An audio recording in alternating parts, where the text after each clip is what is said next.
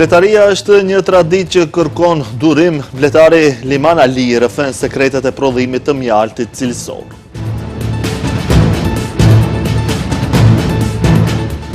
Gjashtëmbëdhjetë vjeçaria tentoi të vrasë veten për shkak të babait të dhunshëm. Një grua kërceu nga makina për të shpëtuar nga burri, rritet dhuna. Kryetari i LSDM-s Venko Filipçe akuzoi se qeveria Hristijan Mickoskit ka bërë skandale tenderësh prej 150 milion eurosh. Mbi 1000 raste të trajtuara me kancer të gjirit në Maqedoninë e Veriut, zbulimi i hershëm shpëton jetë.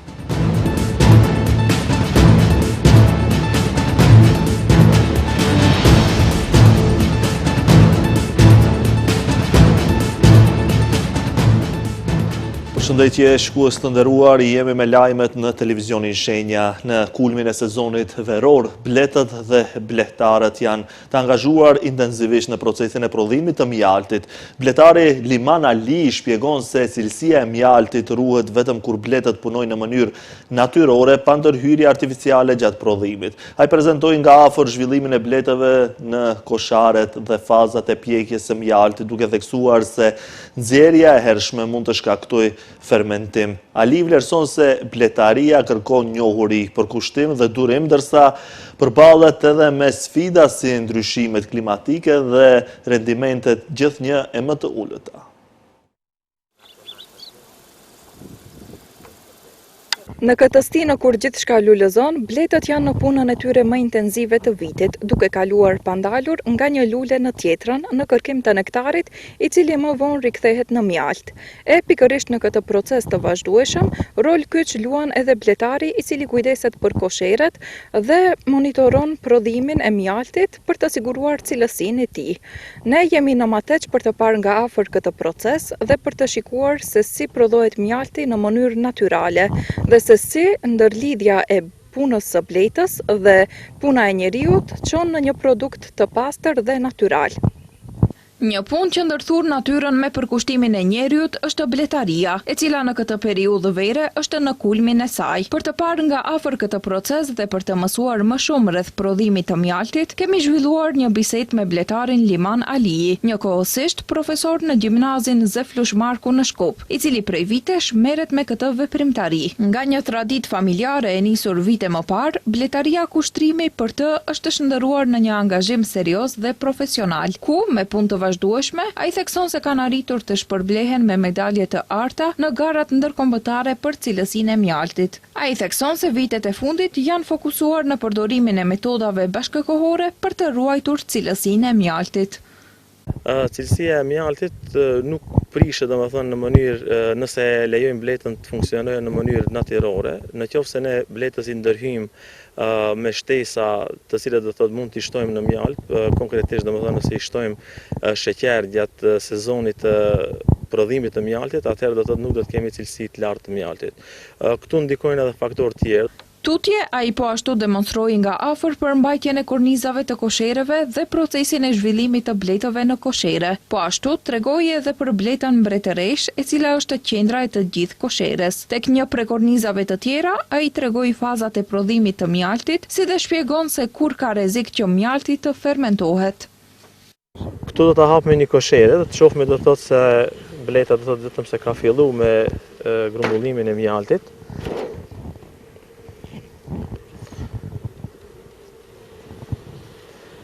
Kjo bletë, do të thonë pas ka edhe pjellje në këtë pjesë, do të thotë mjaltin, por është ngjitë edhe ama lart, do të kemi edhe pjellje. Tash me largimin e pjelljes, bleta vetëm se e mbush këtë pjesën, do të thonë me mjalt, dhe kur të vuloset në këtë mënyrë, atëherë do të thonë mjalti është i gatshëm për ta nxjerrë. Do thotë nëse e nxjerrim para se të vuloset, ka rrezik që të fermentohet, për shkak se sasia e ujit është shumë e lartë në mjalt. Ndërsa kur të bëhet kështu, atëherë do thotë lagështia është diku te 16 ose 17, e cila është e tolerueshme për një mjalt super të mirë.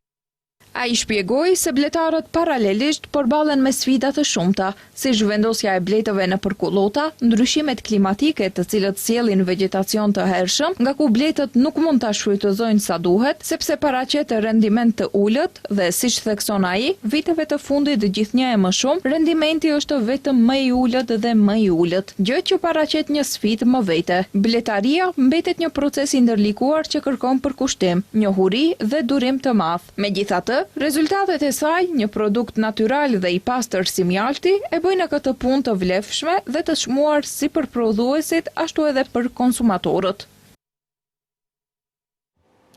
Prokuroria Publike e Shkupit ka filluar 2 procedura ndaj 2 rasteve të dhunës së rëndë ndaj fëmijëve dhe grave. Rasti i parë ka të bëjë me një burr që dhunonte gruan dhe vajzën e tij, ndërsa rasti i dytë me një bashkëshort të dhunshëm. Një vajzë 15 vjeçare nga Shkupi tentoi të bëjë vetvrasje sepse babai i saj e kishte abuzuar mendërisht dhe fizikisht atë, motrën e saj 18 vjeçare dhe nënën e tyre për një periudhë të gjatë kohore. Prokuroria Themelore Publike në Shkup ka filluar procedurë kundër babait 56 vjeçar për vepër penale të rrezikimit të sigurisë. Edhe pse ai vazhdimisht shfaqte sjellje agresive, familja e tij nuk e denoncoi nga frika, derisa vajza 15 vjeçare e pa aftë për të bërë ballë kërcënimeve, fyerjeve dhe presionit nga babai i saj, u përpoq të vetvritej. Procedura është nisur edhe kundër një burri 33 vjeçar nga Shkupi, i cili e kishte plagosur fizikisht gruan e tij gjatë kryerjes së dhunës në familje.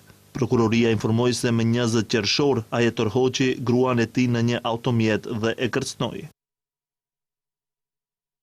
Në një moment donte ta godiste me një shishe qelqi. Gruaja hapi derën, ndërsa ai pongiste makinën dhe kërceu nga automjeti. I dyshuari u ndal dhe u përpoq ta fuste me forcë brenda, duke i shkaktuar dëmtime trupore.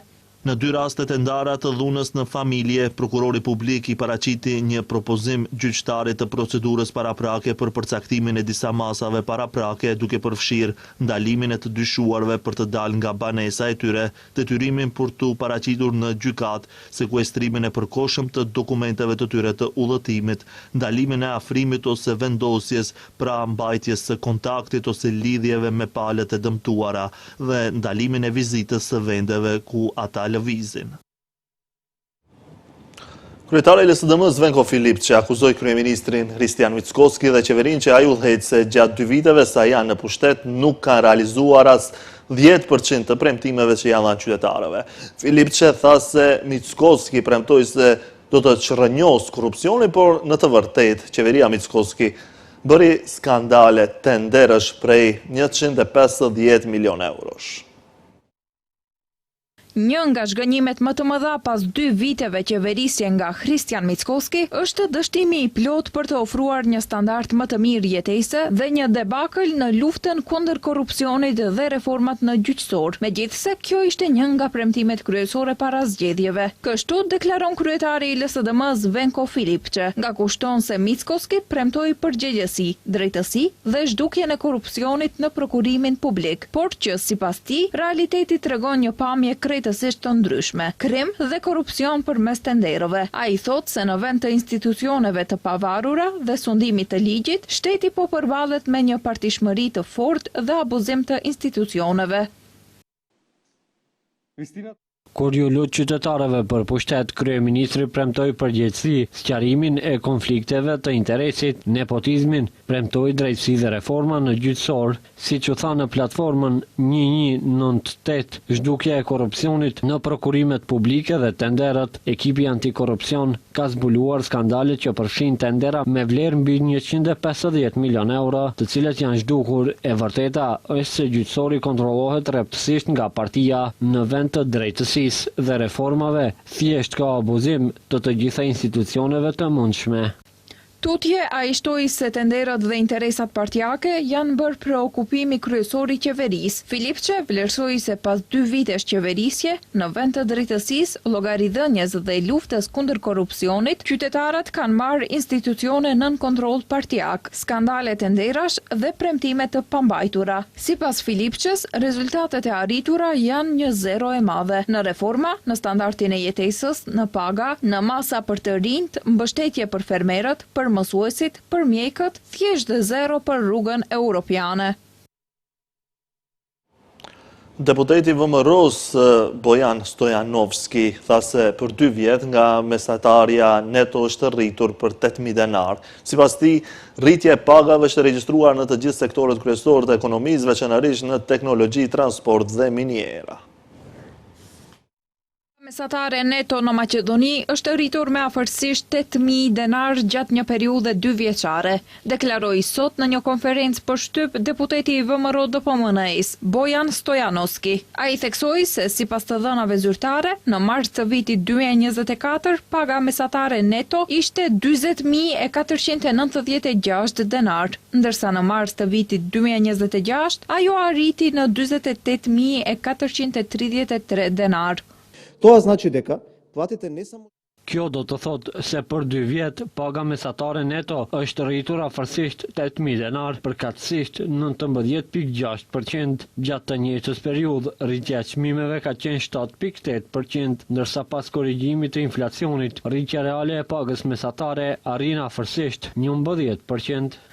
Stojanovski vlerësoi se pagat po rriten më shpejt se çmimet dhe se kjo kontribon në rritjen e fuqisë blerëse të qytetarëve. Ai shtoi se rritja e pagave është shënuar në të gjithë sektorët kryesor, ku rritja më e madhe në vlerë absolute është regjistruar në sektorët e informatikës dhe komunikimeve, transportit dhe magazinimit, si dhe minierave, ndërsa përqindja më e lartë e rritjes është regjistruar në transport, veprimtaritë që lidhen me pasuritë e patundshme dhe arsimin. Nga VMRO DPMN thonë se këta tregues janë dëshmi se politikat ekonomike po japin rezultate dhe paralajmërojnë në vazhdimin e masave të orientuara drejt hapjes së vendeve të punës me paga më të larta dhe rritjes së mëtejshme të standardit të jetesës.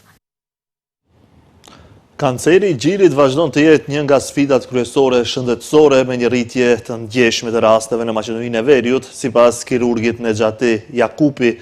Nga rreth 100 raste para 40 vitesh, sot regjistron mbi 1.000 raste të trajtuara në vit. Ai thekson se faktorët kryesor të rrezikut janë ambienti, trashëgimia gjenetike dhe përdorimi i medikamenteve. Zbulimi i hershëm mundëson shërim të plot në fazat fillestare, ndërsa kontrollet e rregullta dhe skriningu mbeten thelbësor. Kanceri i gjirit mbetet një nga sfidat më të mëdha të shëndetit publik në ditët e sotme, duke prekur çdo vit një numër të konsiderueshëm grash në mbar botën, pavarësisht përparimeve të mëdha të diagnostikimit dhe trajtim. Kjo sëmundje vazhdon të jetë një nga shkaqet kryesore të vdekshmërisë tek gratë, sidomos kur zbulohet në faza të vona. Specialist kirurgu Nexhati Jakupi theksoi se diku para 40 viteve në Maqedoni, në Kosovë dhe një pjesë e Serbisë së Jugut ka pasur vetëm 100 raste të kancerit të gjirit, kurse sipas tij tani në vitin 2026 vetëm në Maqedoninë e Veriut ka mbi 1.000 raste me kancer të gjirit të trajtuara, por siç tha Jakupi, ka edhe një numër të konsiderueshëm të cilët nuk arrin për trajtim. Jakupi bëri të ditur se janë 3 faktorë kryesor të rrezikut për zhvillimin e kancerit të gjirit dhe ata sipas tij janë faktorët e ambientit, faktori gjenetik dhe faktor tjetër i rëndësishëm është edhe ndikimi i medikamenteve. Zbulimi i hershëm është esencial për trajtimin e kancerit të gjirit. Në fazat e hershme, në stadiumet e fillestare, stadiumet e para, në qoftë se zbulohet kanceri i gjinit, atëherë është ai i trajtueshëm, i shërueshëm bile plotësisht, domethënë 100% shërim. Për fat të keq në fazat e më vonshme, atëherë dhe suksesi i trajtimit terapisë është në përqindje më të vogël. Jakupi njoftoi se simptomat kryesore të kancerit të gjirit janë ndryshimi i ngjyrës së lëkurës, paraqitja e një topthi ose ngurtësie. Kirurgu po ashtu tha se kontrollet e rregullta rekomandohen si për gratë, ashtu edhe për burrat. Kontrollat e rregullta bilet fillimisht fillon te vetvetja në shtëpi, në kushte kur mirëmbahet higjiena personale, të bëhen kontrollet e gjithëve në mënyrë të rregullt. Faza e dytë është te mjeku am, qoftë ai i përgjithshëm, qoftë mjeku am te ginekologu, dhe normalisht mandej edhe te specialistët e lëmis, radiolog, onkolog, po edhe deri te kirurgët, për ehografi të hershme, për mamografi të ato të cilët ju takon për screening, të përgjigjen ftesave për screening, që të bëhet zbulimi i hershëm, apo të evitohet çdo lloj mundësie për të qenë prekur nga kanceri i gjinit. Jakupi gjithashtu theksoi se mosha e personave të prekur nga kanceri i gjirit po ulet vazhdimisht, pasi sëmundja nuk prek më vetëm personat mbi 50 vjeç, por sipas tij po shfaqet edhe tek të rinjët, madje edhe në moshën e pubertetit. Nxënësit që në raundin e parë të aplikimit nuk u regjistruan në arsimin e mesëm për vitin shkollor 2026-2027, këtë javë do të kenë një mundësi të re. Aplikimi i dytë i afatit të qershorit do të bëhet të martën me 23 qershor përmes aplikimit elektronik, njoftoi Ministria e Arsimit dhe Shkencës. Pas aplikimit elektronik, nxënësit do të duhet të dorëzojnë dokumentacionin e nevojshëm në shkolla më 24 qershor. Sipas afateve të Ministrisë të Arsimit dhe Shkencës, lista e renditjes me rezultatet e regjistrimit do të publikohet me 25 qershor deri në orën 12 në shkolla dhe në faqet e tyre të internetit. Nëse në disa shkolla ka më shumë kandidat me të njëjtin numër pikësh, testi kualifikues do të mbahet me 29 qershor kur do të publikohen edhe listat përfundimtare të renditjes. Në total janë në dispozicion 11.882 vende të lira për afatin e dytë të regjistrimit, nga të cilat 7.404 janë për mësim në gjuhën maqedonase, 4.002 vende për gjuhën shqipe, 456 për mësim në gjuhën turke dhe 20 vende për mësim në gjuhën serbe. Në afatin e parë kanë aplikuar elektronikisht 15.075 nxënës, prej të cileve janë regjistruar 13.397 nxënës.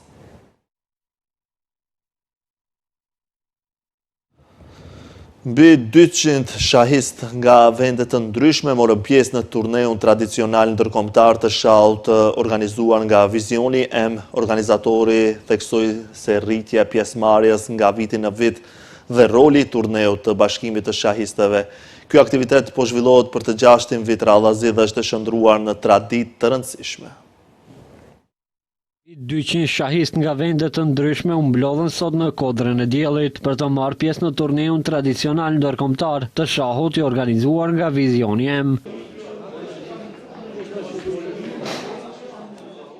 Para nisjes së garave, organizatorët ndanë mirënjohje për bashkëpunëtorët dhe kontribuesit që kanë mbështetur realizimin e këtij aktiviteti.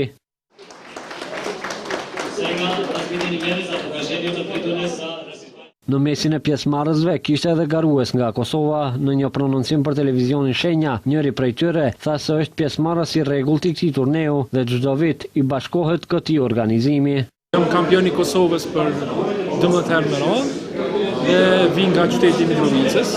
Ashtu njëkohësisht marr pjesë edhe në Ligën e Maqedonisë, ku luaj për klubin e Shatan Pasoni.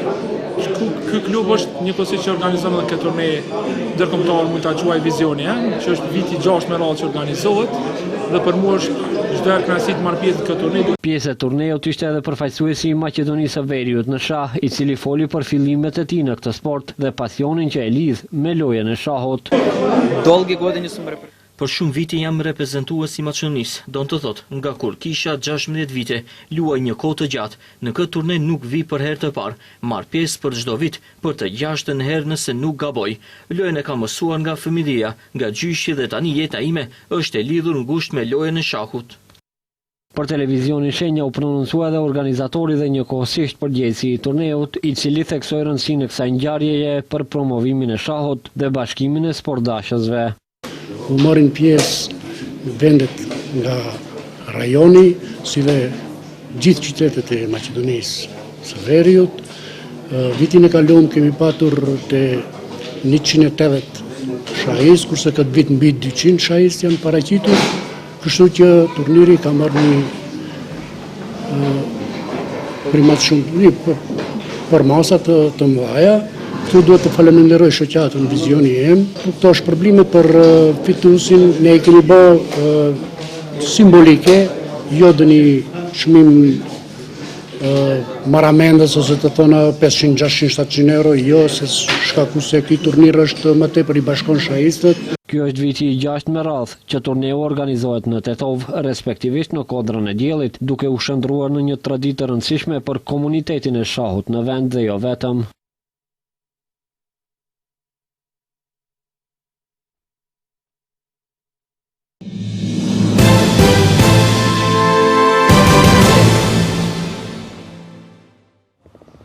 Në Tiranë, brëm u mbajt protesta e 21 kundër projektit të Zvërnecit, që ishte edhe tubimi më masiv në të cilën mori pjesë edhe diaspora.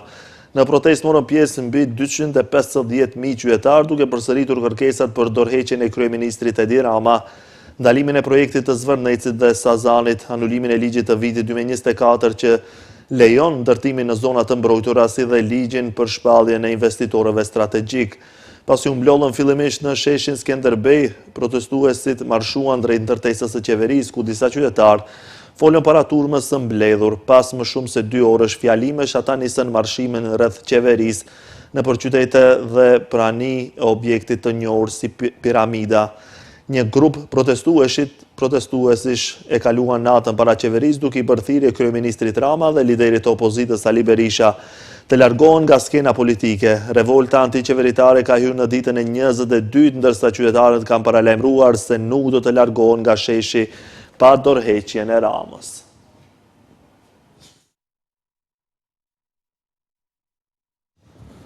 Bisedimet ndërmjet Shteteve të Bashkuara të Amerikës dhe Iranit kanë nisur në Zvicër, njoftoi ndërmjetësi i Katarit. Takimi zhvillohet me synim për të arritur një marrëveshje të përkohshme mes dy vendeve, ndërsa palët përballen me një seri mosmarrëveshjesh.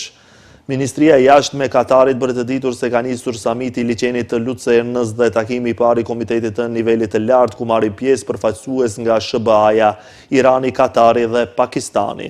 Në qendër të diskutimeve janë hapja e ngushticës së Hormuzit, lehtësimi i sanksioneve amerikane ndaj eksporteve të naftës iraniane dhe zhbllokimi i aseteve iraniane jashtë vendit. Delegacioni amerikan drejtohet nga zëvendës presidenti i Amerikës, i cili ka zgjeruar agjendën e bisedimeve duke përfshirë edhe situatën në Liban. Nga ana tjetër, delegacioni iranian kryesohet nga kryetari i parlamentit Mohamed Bagher Ghalibaf. Pjesëmarrja e zyrtarëve të sektorit të energjisë dhe Bankës Qendrore tregon se Teherani kërkon që diskutimet të fokusohen edhe te heqja e sanksioneve ekonomike.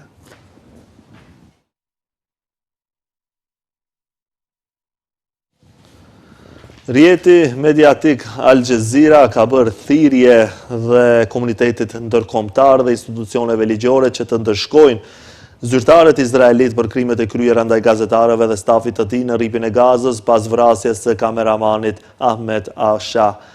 Rjeti njoftoi gjithashtu se do të ndërmarrë hapa ligjor për ndjekjen penale të autorëve. Në një deklaratë pas sulmit izraelit që goditi një shtëpi në kampin e refugjatëve në qendër të Gazës, Al Jazeera dënoi vrasjen e Ashaut duke kujtuar se vëllai i tij Mohamed Asha, korrespondenti i Al Jazeerës Mubasher, ishte vrarë 2 muaj më parë. Sipas rjetit, me vrasjen e Ahmetit, numri i punonjësve të Al Jazeerës të vrarë në Gaza, që nga tetori i vitit 2023 ka arritur në 12. Sipas zyrës së medias së qeverisë në Gaza, që nga fillimi i luftës me 8 tetor 2023 janë vrarë 262 gazetarë dhe punonjës mediash. Po ashtu 50 gazetarë raportohet se janë arrestuar dhe mbahen në kushte të vështira, 3 të tjerë rezultojnë të zhdukur, ndërsa mbi 420 kanë mbetur të plagosur, disa prej tyre me lëndime të rënda dhe pasoja të përhershme.